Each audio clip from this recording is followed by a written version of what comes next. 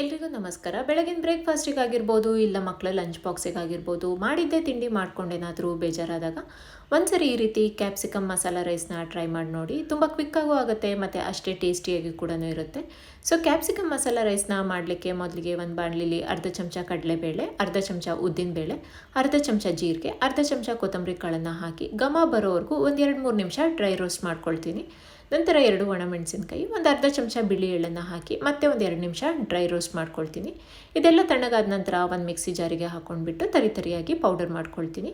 ಈಗ ಒಗ್ಗರಣೆ ಮಾಡ್ಕೊಳ್ಳೋಕ್ಕೆ ಒಂದು ಬಾಣಲಿಲಿ 2 ಚಮಚ ಎಣ್ಣೆ ಬಿಸಿ ಆದ ನಂತರ ಒಂದು ಅರ್ಧ ಚಮಚ ಸಾಸಿವೆ, ಒಂದೆರಡು ಚಿಟಿಕೆಯಷ್ಟು ಹಿಂಗು, 2 ಕಟ್ ಮಾಡ್ಕೊಂಡಿರೋ ಈರುಳ್ಳಿ, ಸ್ವಲ್ಪ ಕರಿಬೇವಿನ ಎಲೆಗಳು, ಹಾಗೆ 2 ಕಟ್ ಮಾಡ್ಕೊಂಡಿರೋ ಕ್ಯಾಪ್ಸಿಕಮ್ನ ಹಾಕ್ಕೊಂಡು ಒಂದು 2-3 ನಿಮಿಷ ಫ್ರೈ ಮಾಡ್ಕೊಳ್ತೀನಿ. ಸ್ವಲ್ಪ ಕ್ರಂಚಿಯಾಗಿಯೇ ಮಾಡ್ಕೊಳ್ತೀನಿ.